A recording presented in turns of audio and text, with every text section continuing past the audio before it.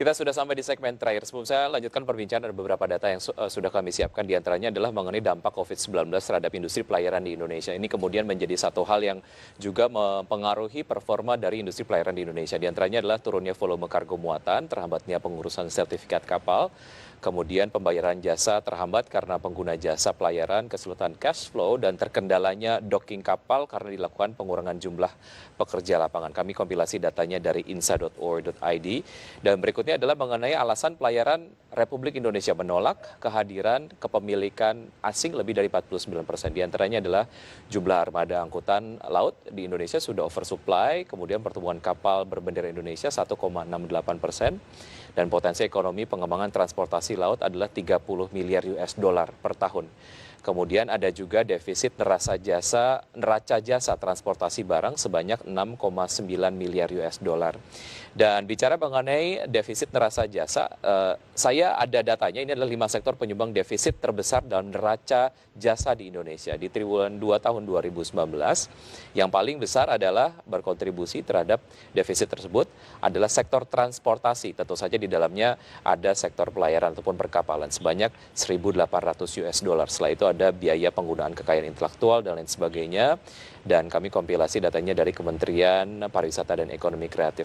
Saya kembali berbincang bersama Ibu Karmelita Hartoto, Ketua Umum INSA. Bu Karmel, bagaimana sebetulnya penerapan asas kabotage di negara lain? Dan bagaimana sebetulnya ini menjadi sebuah perlindungan lah ya, ataupun mungkin sebuah aturan yang pemerintah di negara lain tidak otak-atik begitu, karena ini adalah sebuah mekanisme yang memang melindungi industri pelayaran di dalam negeri masing-masing.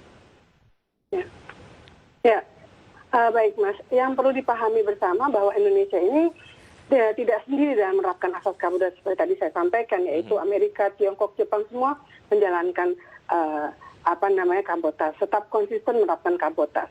Karena mereka paham betapa pentingnya asas kabotage ini bagi bangsa mereka, bukan sekedar menjadi industri pelayaran mereka, menjadi tuan rumah di negeri sendiri, tapi juga demi pertahanan dan keamanan negara. Kenapa kita tidak masuk ke negara mereka, tapi mereka ingin coba untuk masuk ke negara kita. Makanya sosialisasi ini kita lakukan terus nih Mas, misalnya gitu ya.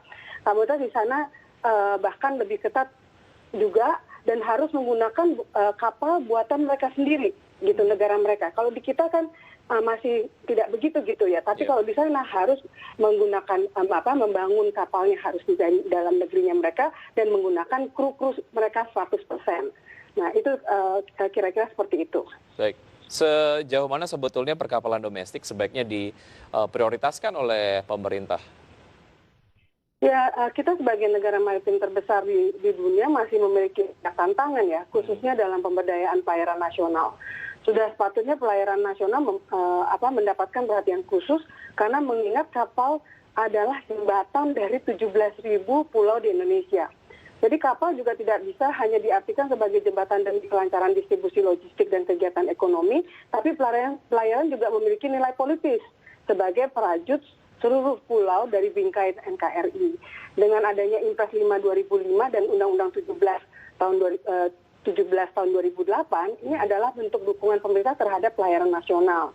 Jadi saya lihat kalau saya bisa sampaikan, apalagi Presiden Jokowi kan menginginkan terwujudnya Indonesia menjadi negara maritim. Jadi ya saya tentunya pemerintah harus mendukung ini gitu. Baik, ya Bu Karmel, ini ada satu hal yang cukup menarik, saya harus kemudian baca secara keseluruhan. Dewan Perwakilan Daerah ataupun DPD mengusulkan adanya revisi Undang-Undang Nomor 17 Tahun 2008 tentang pelayaran, dan usulan tersebut menyusul pandangan beberapa pihak yang menyatakan bahwa industri pelayaran nasional dinilai kurang mampu ataupun kurang mampu dalam mendukung pemenuhan sistem logistik nasional yang berdaya saing. Tanggapan Anda seperti apa, Bu Karmel? Saya kira itu kurang mendasar ya. Mohon maaf, tapi berdasarkan data Kemenhub, seluruh kegiatan distribusi logistik kita sudah seluruhnya diangkut kapal-kapal merah putih dari Sabang sampai Merauke. Belum lagi sekarang pemerintah kan juga sudah memberikan layanan kapal perintis, juga tol laut, yang mana pelayaran swasta nasional ikut bekerja dan mensukseskan program tol laut ini. Kalaupun mau berdaya saing, caranya bukan dengan buka kapal asing masuk, tapi harus memberikan dukungan kepada pelayaran nasional dong, agar bisa kompetitif dengan mendapatkan bunga rendah dari perbankan dan pengadaan dalam pengadaan dan pembangunan kapal. Pajak PPN BBM dihapuskan dan tidak ada lagi tumpang tindih penegakan hukum di laut. Itu mungkin salah satunya. Baik, ya Bu Karmel, DPD berharap revisi dapat memberi ruang lah ya. Ini kemudian reasoning mengapa kemudian mereka memiliki analisa yang tadi sempat saya sebutkan. DPD berharap revisi dapat memberi ruang agar dunia pelayaran global bisa berkontribusi yang signifikan lah ya kepada perekonomian nasional. Mungkin salah satunya adalah dengan meningkatkan kepemilikan asing di pelayaran di Indonesia. Seperti apa analisa Anda, Bu Karmel? Kembali seperti yang saya sebutkan sebelumnya, investasi asing di pelayaran tidak membawa dana, tapi hanya pencatatan aset saja. Keuntungan yang mereka dapatkan juga akan dibawa pulang ke negara mereka sendiri. Ini kan membuat devisa kita semakin banyak yang menguap ke luar negeri. Tadi Mas juga sempat sampaikan di barusan. Jadi alih-alih mendorong perekonomian nasional dan menyerap tenaga kerja, investor asing di industri pelayaran justru mengancam lapangan kerja dan ekosistem di industri pelayaran nasional yang sudah terbentuk. Dan jangan lupa pengusaha pelayaran di daerah yang akan paling terpukul. Jadi sebelum buat putusan, mari kita bicara dulu lah, kita buka-buka sebenarnya sisi mana sih yang menjadikan cost logistik tinggi supaya pasti bukan pelayaran, yang sudah pasti bukan pelayaran. Nah ini hal yang penting yang perlu dipikirkan.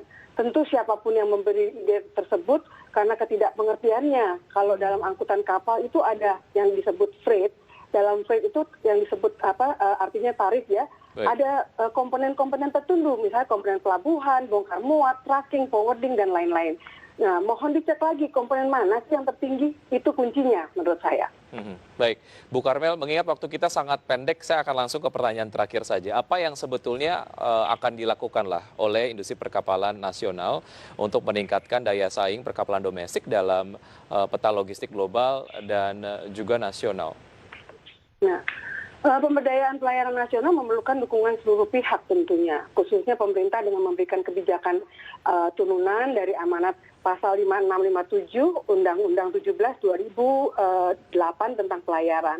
Mungkin saya bisa sampaikan sedikit pasal 56 pengembangan dan pengadaan armada angkutan pelayaran nasional dilakukan dalam rangka memperdayakan angkutan pelayaran nasional dan memperkuat industri perkapalan nasional yang dilakukan secara terpadu dengan dukungan semua sektor terkait.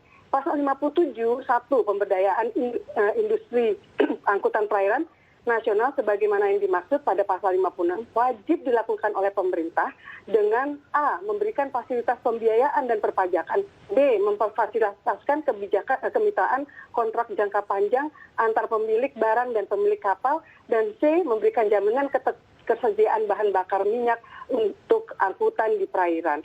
Ini kira-kira seperti ini yang disampaikan dalam Undang-Undang 17 2008 pasal 56 57.